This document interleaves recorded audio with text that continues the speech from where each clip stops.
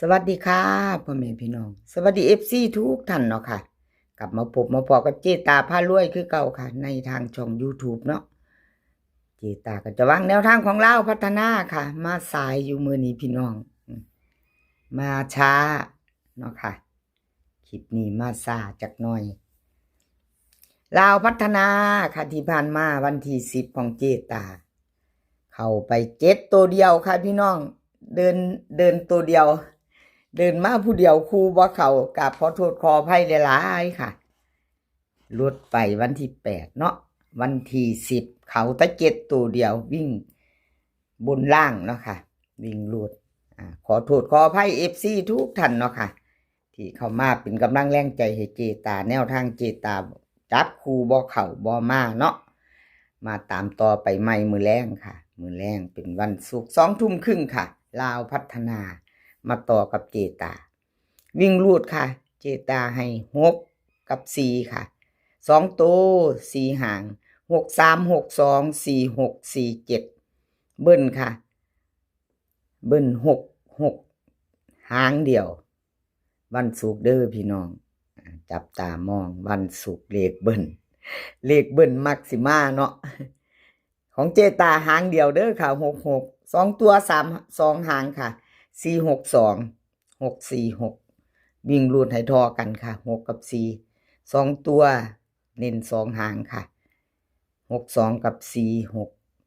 646 3ตัวหางเดียวค่ะใครจะตามต่อกับเจตากะแคปหน้าจอนะพี่น้องไปรุ่นกันมือแรงเนาะของเจตากะห่างไปแน่เนาะพี่น้องบอกเขาขอโทษขออภัยหลายๆช่วงนี้เนาะพัฒนาแนวทางว่าจังใดก็เจตาว่าติ FC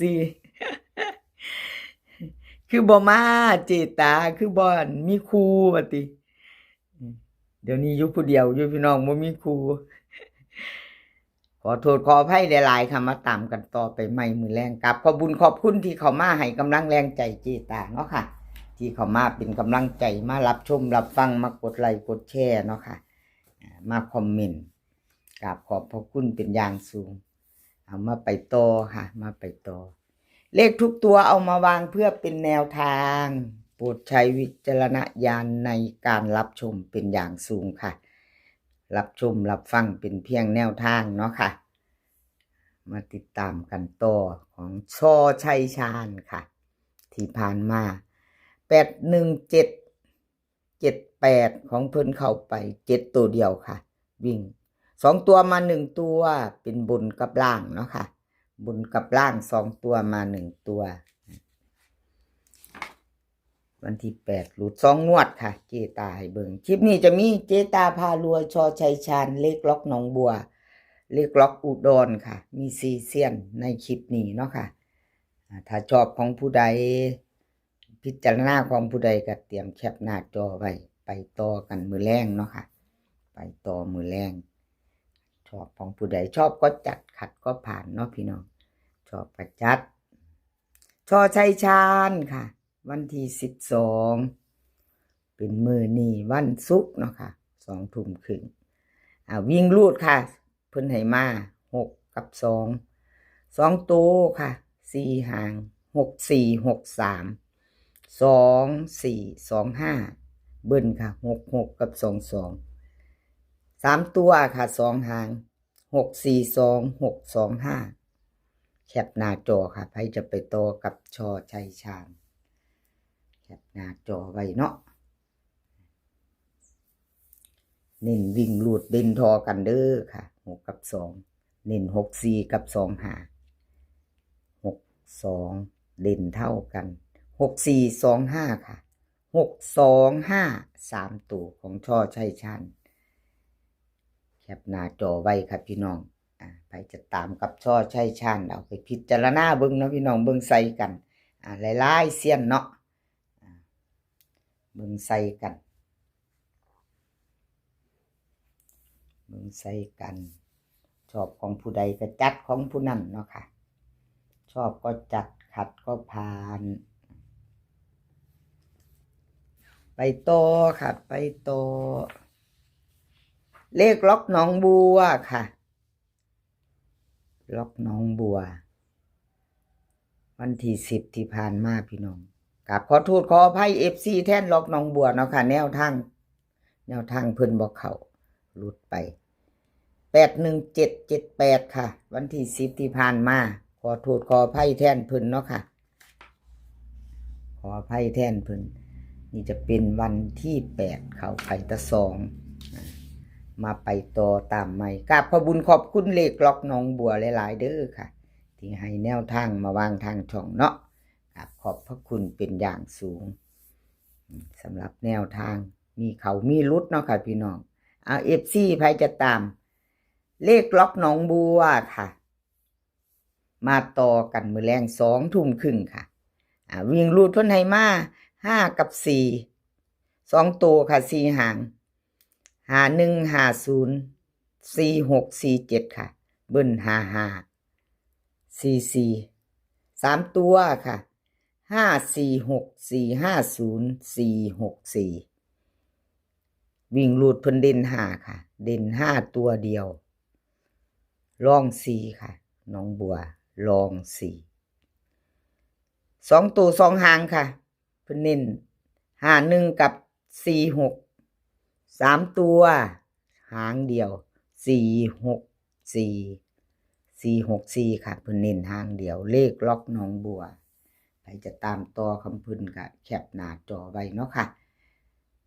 ขอบคุณขอบคุณเลขล็อกน้องบัวที่ให้แนวทางมาว่างเนาะเอากลับมาไปต่อเป็นของไผต่อไปแคปหน้าจอแล้วไปต่อค่ะล็อกอุดรเลขล็อกอุดรวันที่10ที่ผ่านมาเนาะค่ะพี่น้อง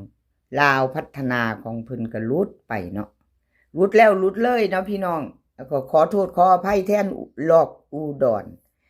ขออภัยแทนเลขล็อกอุดรเนาะค่ะเพิ่นบ่เดินบ่เข้า81778ที่ผ่านมาเนาะพี่น้องเอามาเบิ่งแนวทางมาเบิ่งกันประวัติของเพิ่นเลขล็อกอุดรเข้าไปตัวเดียวเนาะค่ะเจตาให้เบิ่ง2งวดค่ะคลิปนี้ให้เบิ่ง2งวด